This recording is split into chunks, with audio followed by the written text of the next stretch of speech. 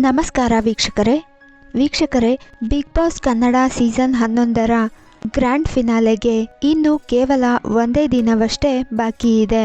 ಇದೀಗ ದೊಡ್ಡಮನೆಯಲ್ಲಿ 6 ಮಂದಿ ಸ್ಪರ್ಧಿಗಳು ಇದ್ದು, ಈ ಪೈಕಿ ವಿನ್ನರ್ ಯಾರಾಗಲಿದ್ದಾರೆ ಎಂದು ಇದೀಗ ವೀಕ್ಷಕರಲ್ಲಿ ಕುತೂಹಲ ಕೆರಳಿಸಿದೆ. ಮತ್ತೊಂದೆಡೆ ಸ್ಪರ್ಧಿಗಳಿಗೂ ಕೂಡ ಡವಡವ ಶುರುವಾಗಿದೆ.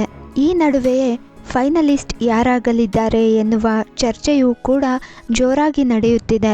ಇದೀಗ ಸಾಮಾಜಿಕ ಜಾಲತಾಣದಲ್ಲಿ ಬಿಗ್ ಬಾಸ್ ಕನ್ನಡ ಸೀಸನ್ 11ರ ವಿನ್ನರ್ ಯಾರಾಗಲಿದ್ದಾರೆ ಎನ್ನುವ ಚರ್ಚೆ ಜೋರಾಗಿ ನಡೆಯುತ್ತಿದೆ. ಅಷ್ಟೇ ಅಲ್ಲದೆ ಯಾರ ಬಾಯಲ್ಲೂ ಕೇಳಿದರೂ ಬಿಗ್ ಬಾಸ್ ಫೈನಲಿಸ್ಟ್ಗಳ ಬಗ್ಗೆಯೇ ಮಾತನಾಡುತ್ತಿದ್ದಾರೆ. ಅಷ್ಟರ ಮಟ್ಟಿಗೆ ಗ್ರ್ಯಾಂಡ್ ಫಿನಾಲೆ ಕುತೂಹಲ ಸೃಷ್ಟಿಸಿದೆ.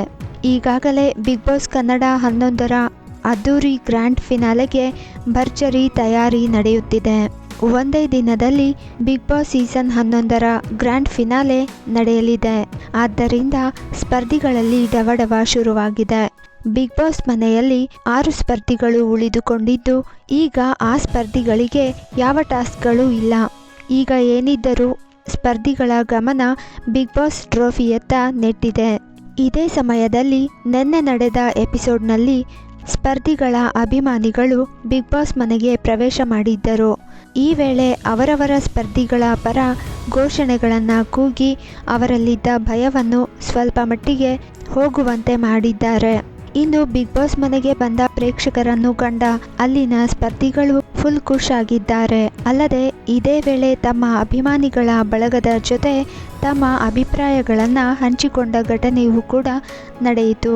ಮೊದಲಿಗೆ ಡೈರೆಕ್ಟ್ ಆಗಿ ಟಿಕೆಟ್ ಟು ಫಿನಾಲೆ ವಾರಕ್ಕೆ ಹನುಮಂತು ಅವರು ಎಂಟ್ರಿ ಕೊಟ್ಟಿದ್ದರು. ಬಳಿಕ ಮೋಕ್ಷಿತಾ ತ್ರಿವಿಕ್ರಮ್ ಆಯ್ಕೆಯಾದರು. ಇನ್ನು ಕಳೆದ ಭಾನುವಾರದ ವಾರದ ಕತೆ ಕಿಚ್ಚನ ಜೊತೆ ಎಪಿಸೋಡ್ನಲ್ಲಿ ನಾಮಿನೇಷನ್ ಸ್ಥಾನದಲ್ಲಿದ್ದ ಉಗ್ರಂ ಮಂಜು, ಭವ್ಯ ಗೌಡ ಹಾಗೂ ರಜತ್ ಸೇಫ್ ಆಗಿ ನೇರ ಫಿನಾಲೆ ವಾರಕ್ಕೆ ಎಂಟ್ರಿ ಕೊಟ್ಟಿದ್ದರು. ಮತ್ತೊಂದೆಡೆ ಬಿಗ್ ಬಾಸ್ ಶೋ ನೋಡುತ್ತಿರುವ ವೀಕ್ಷಕರು ಈ 6 ಸ್ಪರ್ಧಿಗಳಲ್ಲಿ ಯಾರು ಗೆಲ್ಲಬೇಕು ಅನ್ನುವುದನ್ನು ವೋಟ್ ಮಾಡಬಹುದಾಗಿದೆ.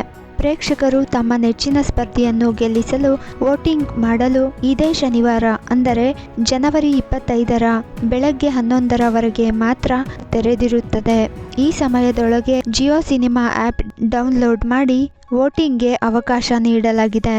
ಇನ್ನು ಭಾನುವಾರ ಬಿಗ್ ಬಾಸ್ ಸೀಸನ್ 11ರ ವಿನ್ನರ್ ಯಾರು ಎನ್ನುವುದನ್ನು ಘೋಷಣೆ ಮಾಡಲಾಗುತ್ತಿದೆ. ಆದ್ದರಿಂದ ಇದೀಗ ವೀಕ್ಷಕರ ಗಮನ ಟ್ರೋಫಿ ಯಾರ ಮುಡಿಗೆ ಸೇರಲಿದೆ ಎನ್ನುವುದರತ್ತ ಇದೆ. ನೋಡಿದ್ರಲ್ಲ ಫ್ರೆಂಡ್ಸ್, ಇದಿಷ್ಟು ಬಿಗ್ ಬಾಸ್ಗೆ ಸಂಬಂಧಿಸಿದಂತೆ ಒಂದಷ್ಟು ಅಪ್ಡೇಟ್ಸ್ ಆಗಿತ್ತು. ಮುಂದಿನ ವಿಡಿಯೋದಲ್ಲಿ ಮತ್ತೆ ಸಿಗೋಣ. ನಮಸ್ಕಾರ.